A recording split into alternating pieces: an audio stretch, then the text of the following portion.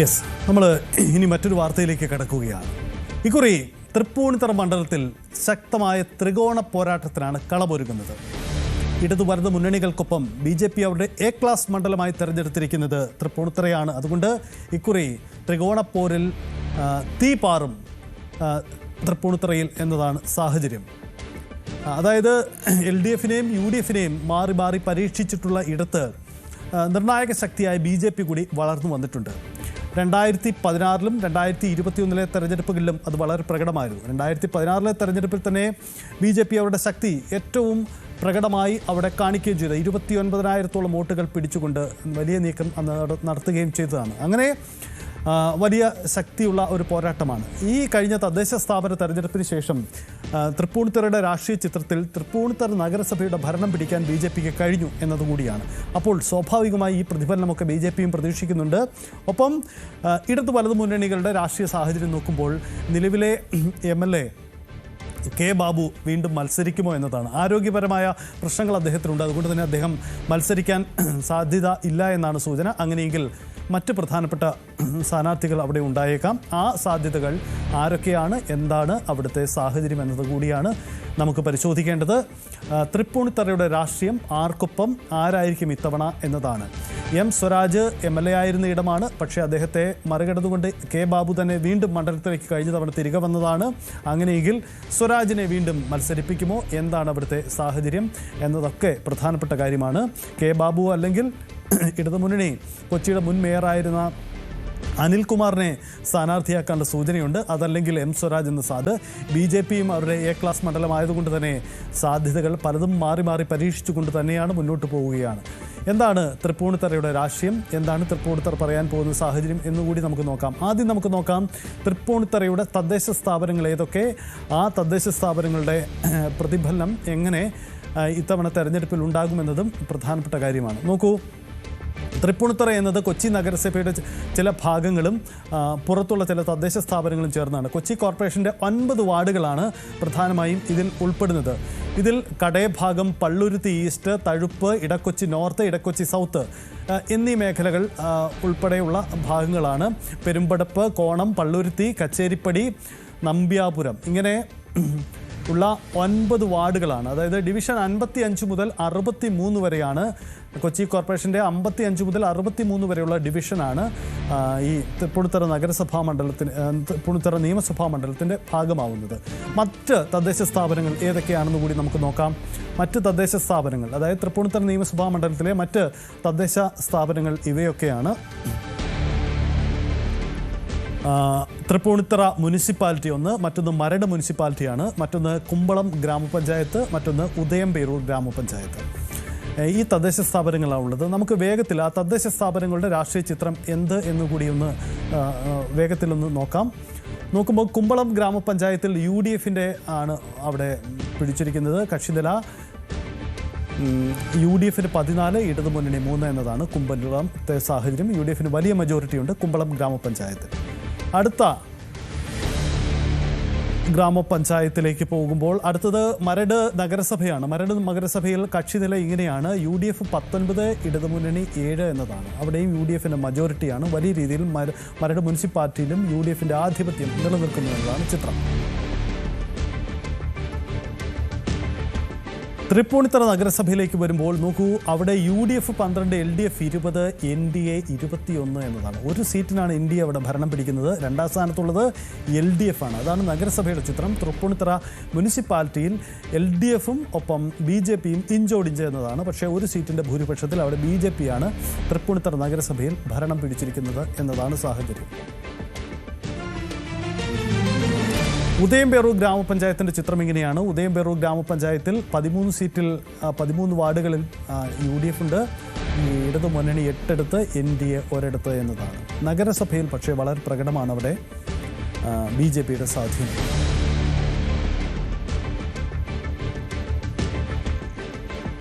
ഉദയംപേരൂർ ഗ്രാമപഞ്ചായത്ത് UDF ആണെങ്കിൽ പിടിക്കുന്നെങ്കിലും അവിടെ വലിയ തരത്തിലുള്ള CITUവിൻ്റെ ഒക്കെ സംഘടനാശേഷിയുള്ള ഒരു സ്ഥലം കൂടിയാണ് എന്ന പ്രത്യേകതയുണ്ട്. നമുക്ക് വേഗത്തിൽ ഈ തൃപ്പൂണിത്തറയുടെ രാഷ്ട്രീയം, അത് ആർക്കൊപ്പം, എന്താണ് അവിടുത്തെ ചർച്ചകൾ എന്ന കാര്യം കൂടി പരിശോധിക്കാം. ആജ്ഞ രവീന്ദ്രൻ ചേരുന്നു കൊച്ചിയിൽ നിന്ന്. ആജ്ഞ, തൃപ്പൂണിത്തറ കൊച്ചിയിലെ എറണാകുളം ജില്ലയിലെ സുപ്രധാനമായ ഒരു മണ്ഡലമാണ്. എറണാകുളം പൊതുവിൽ UDFന് ആധിപത്യമുള്ള ഇടമാണ്, നമുക്ക് അറിയാം.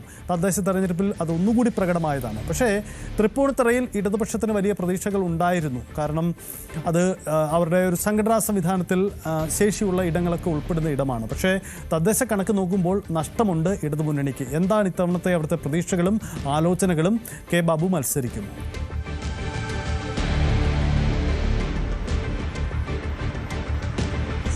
സജിത്ത് സൂചിപ്പിച്ചതുപോലെ UDFനെ സംബന്ധിച്ചിടത്തോളം വളരെ പ്രധാനപ്പെട്ട ഒരു മണ്ഡലം തന്നെയാണ് ഈ തൃപ്പൂണിത്തുറ മണ്ഡലം. കാരണം 91 മുതൽ 2016 വരെ കെ ബാബു തുടർച്ചയായി ജയിച്ചു വന്ന മണ്ഡലമാണ്. 2021 2016 തെരഞ്ഞെടുപ്പിലാണ് ബാബു ബാർക്കോഴ കേസുമായി ബന്ധപ്പെട്ട ബാബുവിന്റെ ഭൂരിപക്ഷം കുറയുകയും M സ്വരാജ് ജയിക്കുകയും ചെയ്യുന്ന സാഹചര്യമുണ്ട്. പക്ഷേ 2021 മണ്ഡലം തിരിച്ചുപിടിക്കാനും അത് UDFന് കഴിഞ്ഞിട്ടുണ്ട്. ഇപ്പോൾ ഈ തദ്ദേശ തെരഞ്ഞെടുപ്പിന്റെ UDFന് ലഭിച്ചിട്ടുള്ള മൃഗീയ ഭൂരിപക്ഷം, ആ വാക്ക് തന്നെ ഉപയോഗിക്കാമെന്ന് തോന്നുന്നു. അത്തരം കണക്കുകൾ വെച്ച് നോക്കുമ്പോൾ തന്നെ UDFന് അല്പം ആശ്വാസകരമായ ഒരു സാഹചര്യം തന്നെയുണ്ട്. പ്രത്യേകിച്ചും ഇടത് ചായ്വുള്ള ഉദയംപേരൂർ പഞ്ചായത്തിലും UDFന് വലിയ മുന്നേറ്റമാണുള്ളത്. അതുപോലെ തന്നെ മരട് നഗരസഭ UDFന്റെ കയ്യിലാണ്. ഈ നേരത്തെ സൂചിപ്പിച്ചതുപോലെ മറ്റൊരു പഞ്ചായത്ത് കൂടി, കുമ്പളം പഞ്ചായത്തും UDFന്റെ കയ്യിലാണുള്ളത്. ഈ ഒരു സാഹചര്യം കൂടി കണക്കിലെടുക്കുമ്പോൾ UDFന് അല്പം മുൻതൂക്കം ലഭിക്കുന്ന ഒരു സാഹചര്യമൊക്കെയാണ് തദ്ദേശ തെരഞ്ഞെടുപ്പുമായി ബന്ധപ്പെട്ടുള്ള കണക്കുകൾ സൂചിപ്പിക്കുന്നത്. അങ്ങനെയാണ്. പക്ഷേ തൃപ്പൂണിത്തുറ മണ്ഡലത്തിൽ കെ ബാബു തന്റെ അനാരോഗ്യ പ്രശ്നങ്ങൾ ചൂണ്ടിക്കാട്ടിക്കൊണ്ട് മുതിർന്ന നേതാക്കൾ ഇനി താൻ മത്സര രംഗത്തേക്കില്ല എന്നുള്ള കാര്യം അറിയിച്ചിരിക്കുന്ന ഒരു സാഹചര്യമുണ്ട്. ആ സാഹചര്യം കണക്കിലെടുക്കുമ്പോൾ കോൺഗ്രസിന് അതിശക്തനായിട്ടുള്ള, അല്ലെങ്കിൽ കെ ബാബുവിനെ പോലെ തന്നെ ഈ മണ്ഡലം പിടിക്കാൻ കെൽപ്പുള്ള, ശേഷിയുള്ള ഒരു മുതിർന്ന നേതാവിനെയോ അതല്ലെങ്കിൽ ജനസമ്മതിയുള്ള ഒരു നേതാവിനെയോ ആ മണ്ഡലത്തിൽ മത്സരിപ്പിക്കേണ്ടുന്ന സാഹചര്യം വരുന്നുണ്ട്. അതിനുവേണ്ടിയുള്ള എൻക്വയറി തന്നെയാണ് ഇപ്പം UDFന്റെ ഭാഗത്തുനിന്നും ഉണ്ടായിരിക്കുന്നത്. UDFന്റെ ക്യാമ്പുകളിൽ അത്തരം ചർച്ചകൾ സജീവമാണ് എന്ന് പ്രത്യേകിച്ചും കെ ബാബു മുതിർന്ന നേതാക്കളെ താൻ ഈ തവണ മത്സര രംഗത്തില്ല എന്നുള്ള കാര്യം വ്യക്തമാക്കി അറിയിച്ചിട്ടുണ്ട് എന്നാണ് മനസ്സിലാക്കാൻ കഴിയുന്നത്. അങ്ങനെ ഒരു സാഹചര്യത്തിൽ ഒരു ശക്തനായ സ്ഥാനാർത്ഥി തന്നെ UDFന് അവിടെ മത്സരിക്കേണ്ടി വരും. എന്നിരുന്നാൽ മാത്രമേ തൃപ്പൂണിത്തുറ പിടിച്ചെടുക്കാൻ കഴിയുള്ളൂ. പ്രത്യേകിച്ചും ഇടത് സാഹചര്യം കൂടിയുള്ള, ഇടത് ചായവുള്ള ഒരു മണ്ഡലം കൂടി ഉണ്ട്. പ്രത്യേകിച്ച് സജി സൂചിപ്പിച്ച പോലെ ഉദയംപേരൂരൊക്കെ ഈഴവ വോട്ടുകളാണ് ശരിക്കും ഉദയംപേരൂർ തീരുമാനിക്കുന്നത്. പ്രത്യേകിച്ചും ഇപ്പോൾ വെള്ളാപ്പള്ളി നടേശന്റെ ആറ്റിറ്റ്യൂഡും അതല്ലെങ്കിൽ അവരുടെ നിലപാടും SNDPയുടെ തന്നെ ഒരു 500ഓളം വീടുകൾ ആ ഭാഗത്തുണ്ട് എന്നാണ് മനസ്സിലാക്കാൻ കഴിയുന്നത്. ഉദയംപേരൂരിൽ ഈഴവ വോട്ടുകൾ ശക്തമാണ്. ഈഴവർക്ക് തീരുമാനിക്കാവുന്ന, ആർക്ക് ഭരണം വേണമെന്ന് തീരുമാനിക്കാവുന്ന ഭാഗമാണ് ഉദയംപേരൂർ പഞ്ചായത്ത്. അത് ഈ തവണ UDFന് തിരിഞ്ഞു വരുന്ന ഒരു സാഹചര്യം ഉണ്ടായിരുന്നു. പ്രത്യേകിച്ച് ഉദയംപേരൂർ എന്ന് പറയുന്നത് CPMന്റെ മണ്ണാണ്. CITU ശക്തമാണ്, സംഘടനാ പ്രവർത്തനപരമായി ശക്തമാണ്. എന്നിരുന്നാൽ പോലും ചില ഉൾപോരുകൾ, പാർട്ടിയിലെ ചില ഉൾപോരുകൾ ഉദയംപേരൂരിലും അതുപോലെ തൃപ്പൂണിത്തുറയിലെ പൂണിത്തുറയിലും ഉണ്ടായിട്ടുള്ള പ്രശ്നങ്ങൾ, CPMന്റെ പ്രശ്നങ്ങൾ, ഇത്തരം കാര്യങ്ങളൊക്കെ കഴിഞ്ഞ തദ്ദേശ തെരഞ്ഞെടുപ്പിൽ ബാധിച്ചിട്ടുണ്ട് എന്നാണ് വ്യക്തമാകുന്നത്. ആ ഒരു സാഹചര്യം കൂടെ കിടക്കുമ്പോൾ അതൊക്കെ പരിഹരിച്ച് CPM മുന്നോട്ട് പോകുമോ എന്നുള്ള കാര്യവും, അതുപോലെ SNDP ഈഴവ വോട്ടുകൾ ആർക്ക് എന്നുള്ള സാഹചര്യത്തിൽ വെള്ളാപ്പള്ളി നിലപാടെടുക്കുന്ന ഒരു സാഹചര്യത്തിൽ അങ്ങനെ LDFന് വേണമെങ്കിൽ ഒരു പക്ഷേ വോട്ടുകൾ മറിഞ്ഞേക്കാവുന്ന ഒരു സാഹചര്യമുണ്ട്. മറ്റൊന്നുമല്ല, തൃപ്പൂണിത്തുറയിൽ തന്നെ BJP A ക്ലാസ് മണ്ഡലമായിട്ട് കണക്കാക്കുന്നുണ്ടെങ്കിൽ പോലും 21 വാർഡുകളാണ് BJPയുടെ കയ്യിലുള്ളത്. തൊട്ടു പിന്നാലെ തന്നെ 20 വാർഡുകളുമായി LDF ഉണ്ട്. അത്തരമൊരു സാഹചര്യത്തിലും തൃപ്പൂണിത്തുറയിൽ ഒരു വലിയ വോട്ട് ബാങ്ക് CPMനൊപ്പം, തൃപ്പൂണിത്തുറ നഗരസഭയിൽ ഒരു വലിയ വോട്ട് ബാങ്ക് CPMനൊപ്പമുണ്ട് എന്നുള്ള കാര്യവും ഇതിൽ ഇവാലുവേറ്റ് ചെയ്യേണ്ടി വരുന്ന ഒരു സാഹചര്യമുണ്ട്. എന്നിരുന്നാലും മറ്റു പഞ്ചായത്തുകളൊക്കെ കൂടി പരിശോധിക്കുമ്പോൾ UDFന് മേൽക്കൈയാകുന്ന ഒരു സാഹചര്യമാണ്. BJPയെ സംബന്ധിച്ചിട്ടും BJP ഇവിടെ വലിയ പ്രവർത്തനങ്ങൾ തുടങ്ങിക്കഴിഞ്ഞു എന്ന് വേണം പറയാൻ. പ്രത്യേകിച്ചും ഈ ചരിത്രത്തിൽ ആദ്യമായിട്ടാണ് BJP ഒരു നഗരസഭ പിടിക്കുന്നത്. തൃപ്പൂണിത്തുറ നഗരസഭ പിടിക്കുന്നത് തന്നെ ചരിത്രത്തിൽ ആദ്യമായിട്ടാണ്. അത് ഒരു മെമ്പറുടെ അല്ലെങ്കിൽ ഒരു വാർഡിന്റെ ആധിപത്യത്തിലാണ് BJP അവിടെ ഏറ്റവും വലിയ ഒറ്റകക്ഷിയായ ഭരണത്തിൽ എത്തുന്ന ഒരു സാഹചര്യം ഉണ്ടായത്. അങ്ങനെ വരുമ്പോൾ തന്നെ ഇനി ഉണ്ടാകേണ്ടത് BJP ക്യാമ്പുകളിൽ പ്രത്യേകിച്ചും ഇവിടെ ഒരു സ്റ്റാർ കാൻഡിഡേറ്റിനെ കൊണ്ടുവരിക, ജനപിന്തുണയുള്ള ഒരു കാൻഡിഡേറ്റിനെ കൊണ്ടുവരിക എന്നുള്ളത് വലിയ ഉദ്യമമാണ്. പ്രത്യേകിച്ചും മേജർ രവിയുടെയും അതുപോലെ ശിവശങ്കറിന്റെയും ഒക്കെ പേരുകൾ പറഞ്ഞു കേൾക്കുന്നുണ്ട്. ഒരു പക്ഷേ കഴിഞ്ഞ ദിവസം നമ്മളോട് BJP വക്താവ് TP സിന്ധുമോൾ സംസാരിച്ചതുപോലെ തന്നെ ഇതുമായി ബന്ധപ്പെട്ട ദേശീയ നേതൃത്വത്തിന്റെയും സംസ്ഥാന നേതൃത്വത്തിന്റെയും തീരുമാനത്തിന്റെ അടിസ്ഥാനത്തിൽ മാത്രമേ തൃപ്പൂണിത്തുറയിൽ ഒരു സ്ഥാനാർത്ഥിയെ BJP തീരുമാനിക്കുകയുള്ളൂ. ഇത് ശക്തമായ മത്സരം നടക്കുമെന്നുള്ള കാര്യം വ്യക്തമാണ്. അതേസമയം CPM-നെ സംബന്ധിച്ച് നായർ വോട്ടുകൾ ലക്ഷ്യമിട്ടാണ് മുൻ മേയർ അനിൽകുമാറിനെ മത്സര രംഗത്തേക്ക് എത്തിക്കാനുള്ള നീക്കങ്ങൾ നടക്കുന്നുവെന്നാണ് മനസ്സിലാക്കാൻ കഴിയുന്നത്. പ്രത്യേകിച്ച് തൃപ്പൂണിത്തുറയുടെ ഒരു ഭാഗത്ത്, അതായത് മണ്ഡലത്തിന്റെ തൃപ്പൂണിത്തുറ നഗരസഭയുടെ ഒരു ഭാഗത്ത് നായർ വോട്ടുകൾ ശരിക്കുമുണ്ട്. അതുമാത്രമല്ല ഈ രാജകുടുംബത്തിന്റെ, അതായത് വർമ്മ രാജ ആ ഫാമിലിയുടെ വോട്ടുകൾ, അതായത് അപ്പർ ക്ലാസ് വോട്ടുകൾ കൂടുതലുള്ള ഒരു സാഹചര്യം കൂടി തൃപ്പൂണിത്തുറയിലുണ്ട്. ആ വോട്ടുകൾ ലക്ഷ്യമിടുക, അതുപോലെ ഉദയം പേരിലെ ഈഴവ വോട്ടുകൾ തുടങ്ങിയ കാര്യങ്ങളൊക്കെ ലക്ഷ്യം വെച്ചിട്ടാണ് അനിൽകുമാറിനെ രംഗത്തിറക്കാനുള്ള നീക്കമാണ് CPM-ന്റെ ഭാഗത്തുനിന്നും ഉണ്ടാകുന്നത്.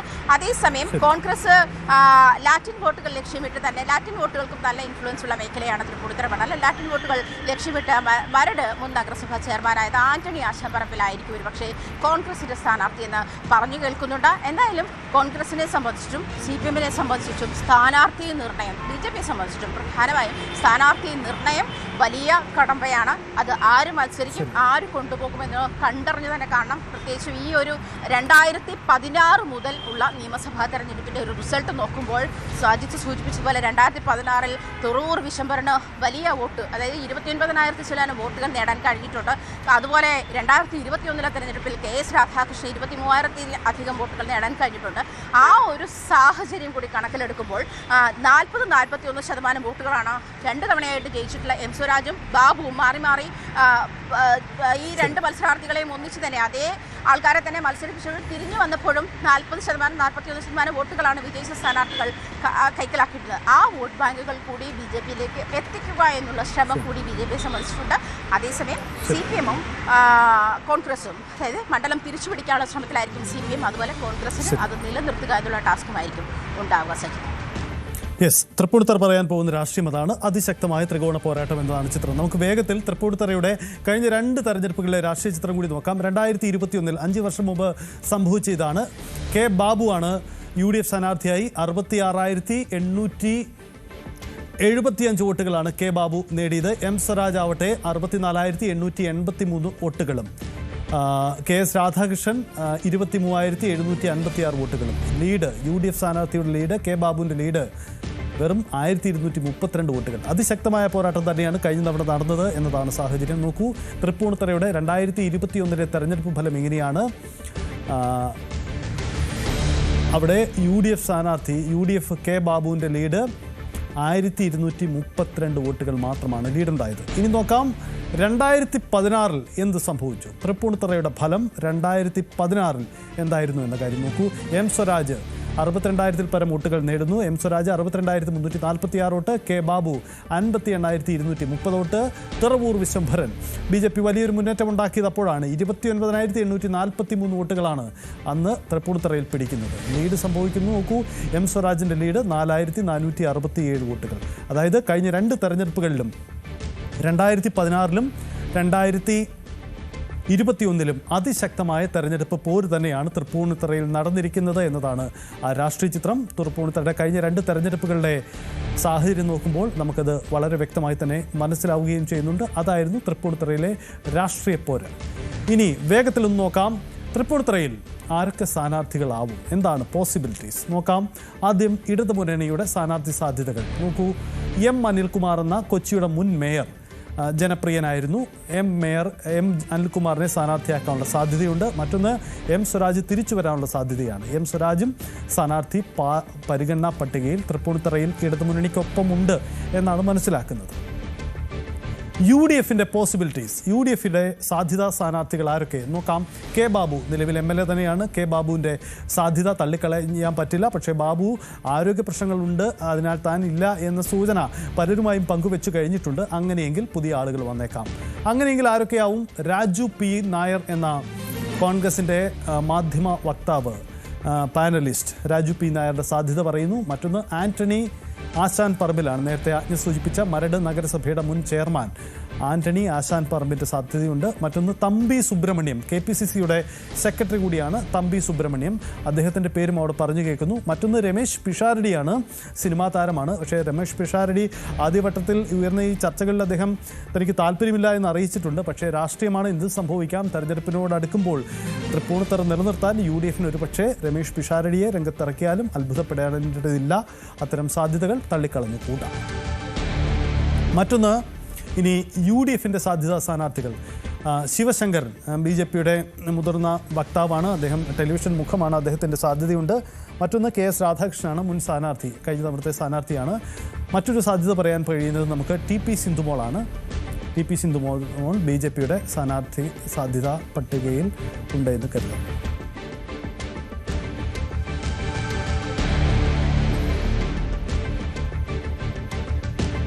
ഇതാണ് തൃപ്പൂണിത്തറ പറയാൻ പോകുന്ന രാഷ്ട്രീയം. എന്തായാലും ഇത്തവണ ത്രികോണ പോരാട്ടം ഉറപ്പ്.